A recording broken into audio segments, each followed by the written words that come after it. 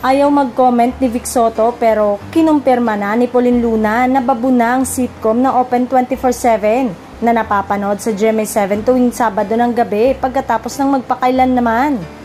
Wala na ito kagabi at pinalitan ng Daig Kayo ng lola ko. Walang inilabas na statement ang GMA7 at hindi na rin nagbigay ng pahayag si Bossing Vic. Pero kumalat na agad ito kahapon kaya isa si Pauline sa napagtanungan. Hindi na rin nakakagulat ang balitang ito dahil mukhang inaasahan ng mangyayari ito pagkatapos ng mainit na issue ng Itbulaga. Si Bossing Vic na lang sa TVJ ang may koneksyon sa Kapuso Network dahil dito sa Open 24/7. Pero ngayon ay tuluyan ang nawala silang tatlo sa GMA7. Nakakalungkot din sa totoo lang dahil itinuturing ding isa sa mga haligi ng Kapuso Network sina Bossing Vic, Joey De Leon.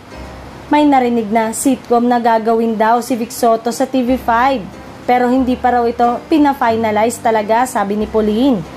Ang pagkakaalam namin ay may sisimulang pelikula si Bossing Vic na baka isasubmit nila sa Metro Manila Film Festival. Samantalang naka 1 year na pala agad nung bumitaw sina Tito, Vic and Joey sa GMA7. Windang noon ang buong bayan dahil nagpaalam sila sa ere sa Itbulaga matapos mag-take over ang bagong management ng Tape Incorporated. Itinuturing yung katapusan ng isang era sa mundo ng telebisyon. Marami na ang naganap sa loob ng isang taong yon. Nagkaroon ng kapalit ang Itbulaga, ang tahanang pinakamasaya at ngayon ay It's Showtime.